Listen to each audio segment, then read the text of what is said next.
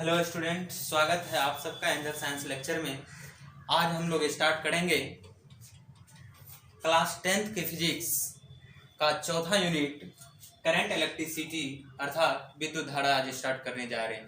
विद्युत धारा जो है ये क्लास 10th के फिजिक्स के सबसे इम्पोर्टेंट चैप्टर है जो कि क्लास 10th में भी पढ़ाते हैं और इसको पास आउट करने के बाद आपको पुनः ये मिलेगा क्लास 12th में भी पढ़ने को मिलेगा। इसलिए करके ये जो है यहाँ के लिए इम्पोर्टेंट है ही और आगे के लिए भी ये बहुत ज़्यादा इम्पोर्टेंट है। इसको सबसे अच्छी तरह से पढ़ना है और अच्छी तरह से इसमें क्वेश्चन और न्यूमेरिकल्स बनाने हैं। ठीक है, तो सबसे पहले इस चैप्टर में आज स्टार्ट करते हैं। पहला पॉइंट आवेश से।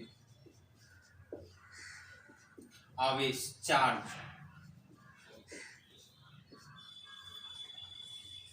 चार्ज, तो चार्ज क्या है, आवेश क्या है? तो आवेश जो होता है किसी भी कण का, कण मतलब यहाँ पे मौलिक कण हो गया। मौलिक कण अर्थात electron, proton, neutron, alpha particle, beta, ये सब जो हुआ ये मौलिक कण हुआ। तो किसी भी कण का वह मूल भौतिक गुण होता है जिसके कारण विद्युतीय बल उत्पन्न होता है। ठीक है, आवेश जो होता है कण का एक मूल भौतिक गुण होता है जिसके कारण विद्युतीय क्षेत्र अथवा विद्युतीय बल उत्पन्न होता है। इसको नोट्स करते हैं। तो देखें, आवेश जो होता है किसी कण का वह मूल भौतिक गुण होता है जिसके कारण विद्युतीय बल उत्पन्न होता है। तो अब जो है इसका नेक्स्ट देखेंगे आवेश का प्रॉपर्टी और आवेश का गुण क्या क्या होता है। तो नेक्स्ट है हमारा आवेश का गुण। आवेश का गुण, गुण में सबसे पहला गुण देखते हैं। आवेश जो है एक अदिश राशि है। आवेश एक अदिश राशि, इसको लिखेंगे आवेश एक अदिश राशि है।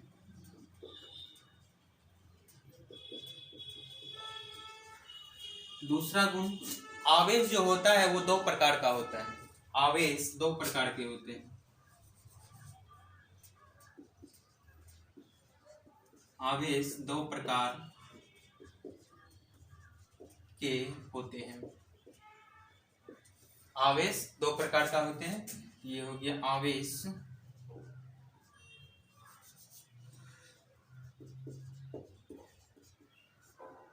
पहला हुआ धन आवेश,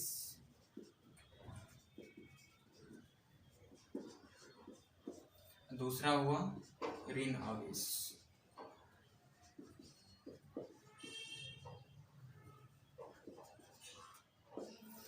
आवेश दो प्रकार के होते हैं, पहला धन आवेश और दूसरा ऋण आवेश। नेक्स्ट थर्ड प्रॉपर्टी इसका हो जाएगा, दो समान आवेशों के बीच, दो समान आवेशों के बीच हमेशा प्रतिकर्षण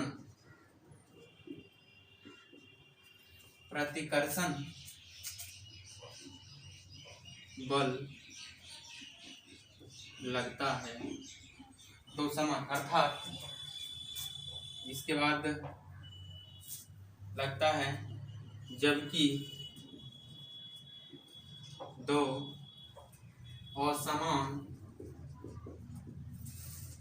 आवेशों के बीच, दो असमान आवेशों के बीच आकर्षण बल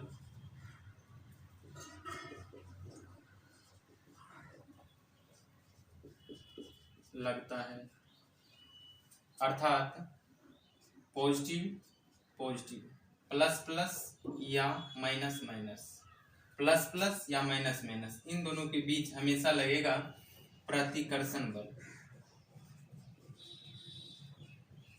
प्रतिकर्षण और प्लस माइनस या फिर माइनस प्लस, इन दोनों के बीच लगेगा हमेशा आकर्षण बल। तो आवेश जो होता है वो दो प्रकार का होता है, धन आवेश और ऋण आवेश। और दो समान आवेश, समान मतलब हो गया धन धन और ऋण ऋण, तो मतलब दो धन आवेश के बीच या दो ऋण आवेश के बीच हमेशा प्रतिकर्षण बल लगेगा, अर्थात प्रतिकर्षण का मतलब होता है एक दूसरे से दूर जाएगा। जैसा ही हम दो प्लस प्लस को लाएंगे तो वो दोनों एक दूसरे को प्रतिकर्षित करेगा, एक इधर जाना चाहेगा दूसरा इधर जाना चाहेगा।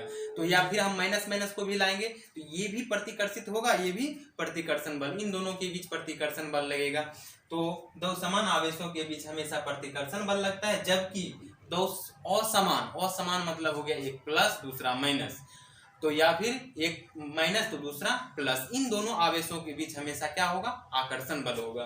तो ये दोनों हमेशा क्या होगा, आकर्षण का मतलब पास आना और प्रतिकर्षण का मतलब दूर जाना।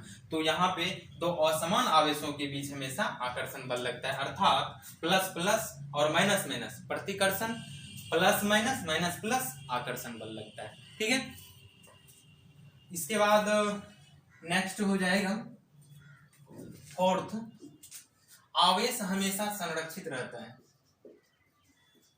आवेश हमेशा संरक्षित रहता है। और पांचवा जो है, तो पांचवा किसी पदार्थ में उत्पन्न आवेश जो होगा, किसी भी कण में उत्पन्न आवेश जो होगा वह इलेक्ट्रॉन के आवेश का पूर्ण गुणक होगा। तो इस पॉइंट को लिखें,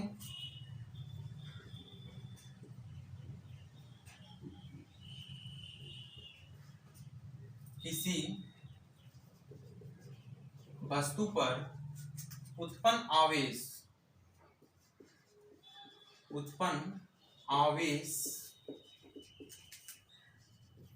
का परिमाण, उत्पन्न आवेश का परिमाण इलेक्ट्रॉन के आवेश का पूर्ण गुणज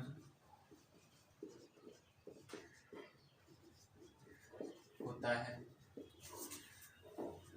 मतलब ये कि किसी भी वस्तु पर उत्पन्न जो आवेश होगा वो इलेक्ट्रॉन के आवेश का पूर्ण गुणज, मतलब इलेक्ट्रॉन के आवेश का 2 गुना, 4 गुना, 6 गुना, 8 गुना, 100 गुना, ये जो होगा एक पूर्ण गुणज होगा। ठीक है, तो ये जो हो गया, तो ये उत्पन्न आवेश अगर Q हो गया तो Q बराबर plus minus n e, Q बराबर प्लस माइनस एन ई, जहां Q जो हो गया वो उत्पन्न आवेश और n जो हो गया वो पूर्ण संख्या हुआ, और E जो हो गया इलेक्ट्रॉन पर आवेश हो गया 1.6 इंटू 10⁻⁻19 कूलम। इलेक्ट्रॉन पे जो आवेश होता है वो नेगेटिव आवेश होता है विथ नेगेटिव साइन, ये नेगेटिव आवेश होता है। और प्रोटॉन पे जो आवेश होता है, प्रोटॉन पे 1.6 इंटू 10⁻⁻19 कूलम, वो जो होता है तुम्हारा पॉजिटिव होता है। ये हो गया। इसके बाद ये जो है छठा, आवेश का एसआई मात्रक, आवेश का एसआई मात्रक, आवेश का एसआई मात्रक जो होता है वो होता है कूलम, कूलम जिसको सी से लिखते हैं, आवेश का एसआई मात्रक कूलम होता है। ठीक है, इतना। तो सबसे पहला इसका प्रॉपर्टी पर है, आवेश जो होता है एक अदिश राशि होता है, आवेश एक अदिश राशि है। आवेश दो प्रकार के होते हैं, पहला धन आवेश और दूसरा ऋण आवेश। ठीक है, नेक्स्ट, दो समान आवेशों के बीच, मतलब प्लस प्लस माइनस माइनस के बीच हमेशा क्या होगा, प्रतिकर्षण बल लगेगा, एवं जबकि दो असमान आवेशों के बीच हमेशा क्या लगेगा, आकर्षण बल लगेगा। तो प्लस प्लस माइनस माइनस प्रतिकर्षण और प्लस माइनस माइनस प्लस आकर्षण होगा। आवेश हमेशा संरक्षित रहता है, अर्थात आवेश जो होता है वो हमेशा संरक्षित रहने का मतलब ये हुआ कि आवेश का ना तो उत्पन्न होता है और ना ही विनाश होता है, अर्थात सिर्फ एक बॉडी से दूसरे बॉडी में ट्रांसफर किया जा सकता है। ठीक है, आवेश का संरक्षित रहने का मतलब यही है कि अगर यहाँ किसी बॉडी ए है, ए पर अगर 50 कूलम आवेश है और कोई बॉडी बी है, यहाँ पे 10 कूलम आवेश है, इस पे हम 30 कूलम आवेश दे दिए, ये हो गया टोटल 40 कूलम और यहाँ पे बच गया 20। तो अभी भी है, पहले था 50 प्लस 10 60, टोटल आवेश 60 था, अभी भी है 20 प्लस 40 60 है। मतलब आवेश का सिर्फ ट्रांसफर हो सकता है, ना कि उसका उत्पन्न हो सकता है और ना ही विनाश हो सकता है। इसी वर्ड से यहाँ पे लिखे हैं कि आवेश हमेशा संरक्षित रहता है, मतलब पहले का कुल आवेश बाद का कुल आवेश वो हमेशा क्या होगा, बराबर होगा। तो आवेश हमेशा संरक्षित रहता है। इसके बाद नेक्स्ट जो पॉइंट लिखे हम लोगों ने वो लिखे किसी वस्तु पर उत्पन्न आवेश, मतलब यही कि अगर ए कोई वस्तु है और बी पर उत्पन्न आवेश करना, अगर ए से बी में कोई जा रहा है, आवेश उत्पन्न आवेश ट्रांसफर हो रहा है, तो वो आवेश ट्रांसफर होने का क्या कंडीशन है, मतलब ये कि किसी वस्तु पर उत्पन्न आवेश का परिमाण जो होगा वो आवेश इलेक्ट्रॉन के आवेश का पूर्ण गुणक होगा, अर्थात Q बराबर प्लस माइनस एनी। कहने का मतलब ये हुआ कि आवेश का जो ट्रांसफर होता है वो बाय इलेक्ट्रॉन ही होता है। मतलब अगर इसमें से दो बॉडी है तो दो बॉडी है, इसमें से क्या किया जाए, एक ये है ये और यहाँ पे है, तो इसमें से अगर इसमें आएगा आवेश तो किसके जरिए, इलेक्ट्रॉन। जब एक इलेक्ट्रॉन यहाँ आएगा तो 1 यूनिट लाएगा, 1 यूनिट लाने का मतलब 1.6 इंटू 10⁻⁻19 कूलम लाएगा। 2 आएगा तो 2 इंटू हो जाएगा 3 आएगा। ऐसा भी नहीं, ऐसा कभी नहीं होगा कि 1.5 इलेक्ट्रॉन आएगा, 2 इलेक्ट्रॉन आ सकता है, 2.5 इलेक्ट्रॉन नहीं आएगा। तो जब भी ट्रांसफर होगा टोटल का टोटल 1 इलेक्ट्रॉन ट्रांसफर हो सकता है, 2 ट्रांसफर हो सकता है।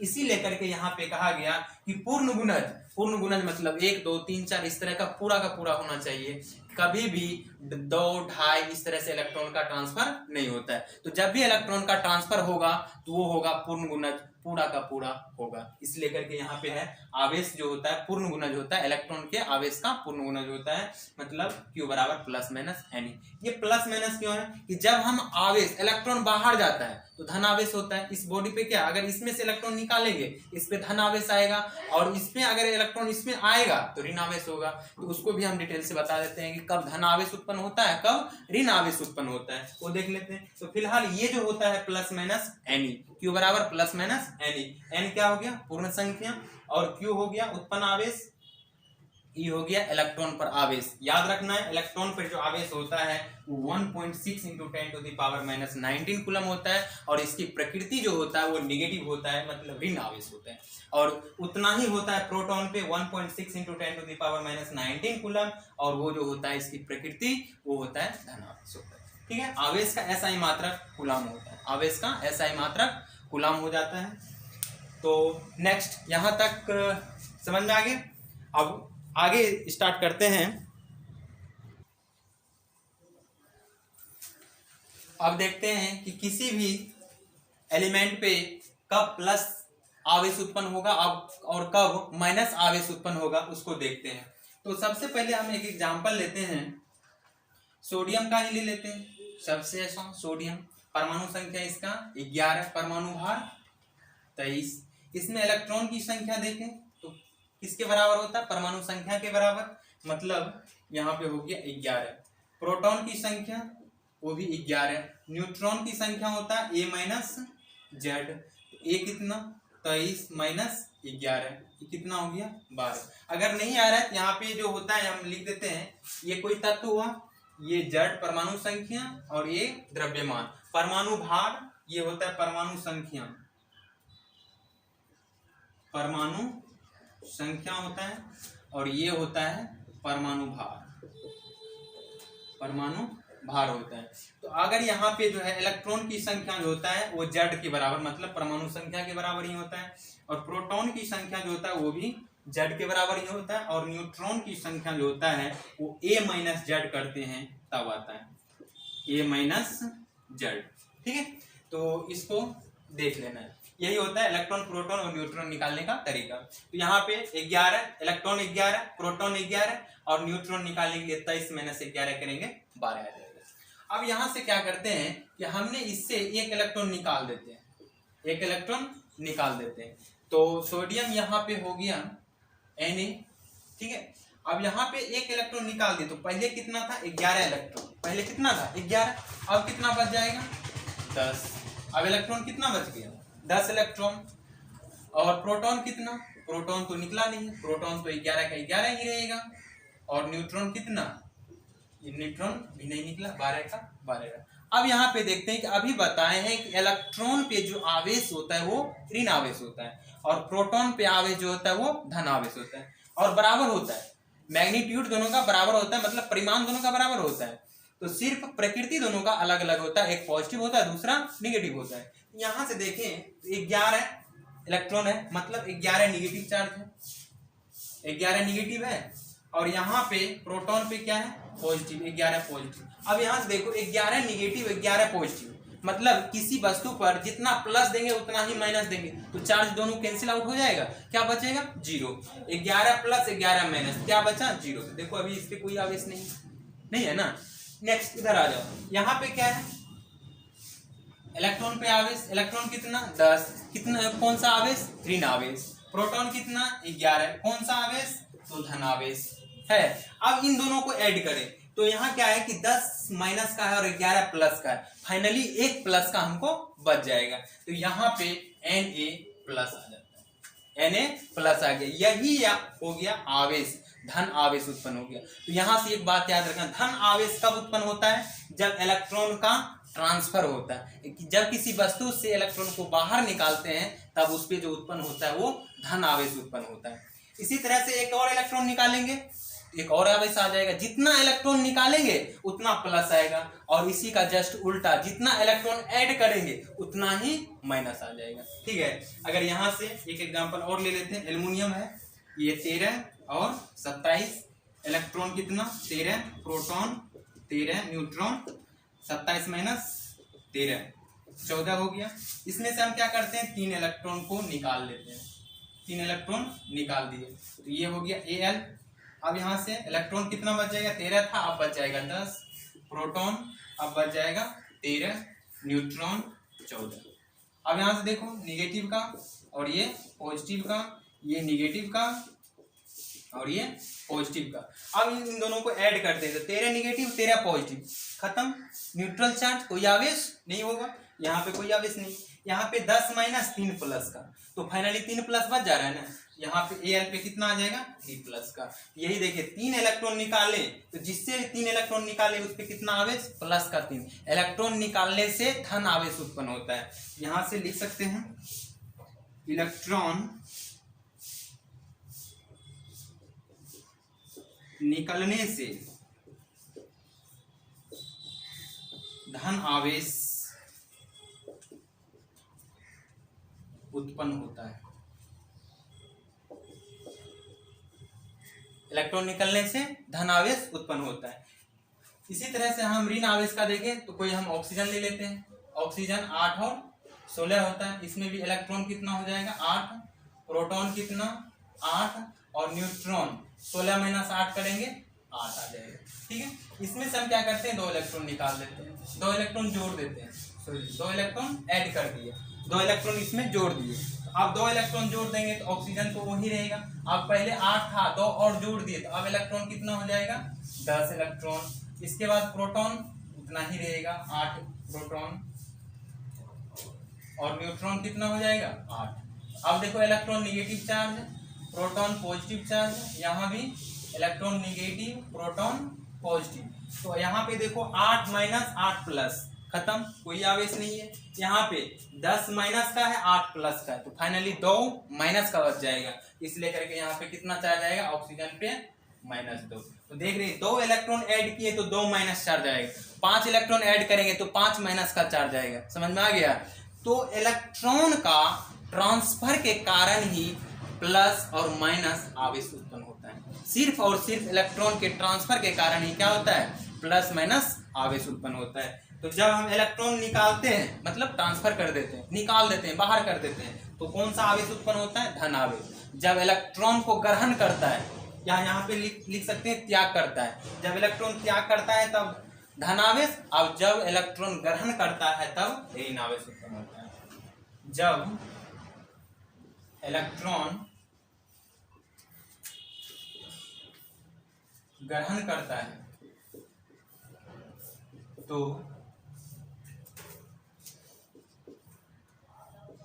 ऋण आवेश उत्पन्न होता है। कौन सा आवेश उत्पन्न होगा, ऋण आवेश उत्पन्न उत्पन्न होता है। क्लियर है? तो धन आवेश और ऋण आवेश कैसे उत्पन्न होता है, इसी तरह से यहाँ पे देख सकते हो। और एग्जांपल ले सकते हैं, जैसे क्लोरीन, ठीक है, क्लोरीन हो गया, यहाँ पे एक इलेक्ट्रॉन हमने जोड़ दिया, 17 होता है परमाणु संख्या, ये 35 होता है, हमको सिर्फ इलेक्ट्रॉन चाहिए, तो यहाँ से क्या हो जाएगा Cl।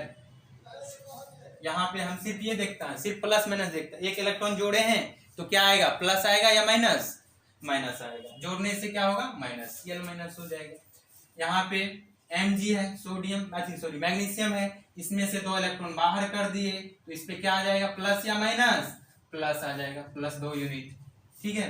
इसी तरह से यहाँ पे नाइट्रोजन है, 3 इलेक्ट्रॉन क्या कर दिए, नाइट्रोजन में जोड़ दिए 3 इलेक्ट्रॉन, तो 3 माइनस का आएगा, N3 माइनस का। इस तरह से होता है, प्लस माइनस कुछ भी कर सकते हैं। पोटेशियम है, 1 इलेक्ट्रॉन निकाल दिए, 1 इलेक्ट्रॉन निकाल दिए, माइनस कर दिए, तो यहाँ पे हो जाएगा K+। तो इलेक्ट्रॉन जब भी निकलेगा तो प्लस चार्ज, और जब भी आएगा तो माइनस चार्ज, ठीक है, इलेक्ट्रॉन और प्रोटॉन। तो अब जो है नेक्स्ट आगे के वीडियो में हम देखेंगे, इस पे जो है प्लस माइनस का हो गया, Q बराबर Ne, एक फार्मूला लिखें, Q बराबर Ne, जो आवेश जो होता है पूर्ण गुणक होता है, इलेक्ट्रॉन के आवेश का पूर्ण गुणक होता है। इस पे क्वेश्चंस करेंगे और इसके बाद आगे भी बताएंगे, ठीक है। तो अब तक जिसने भी जो इस चैनल को सब्सक्राइब नहीं किया है वो सब्सक्राइब कर ले, और इसी तरह का रोज डेली नए वीडियो मिलते रहेंगे। Thank you.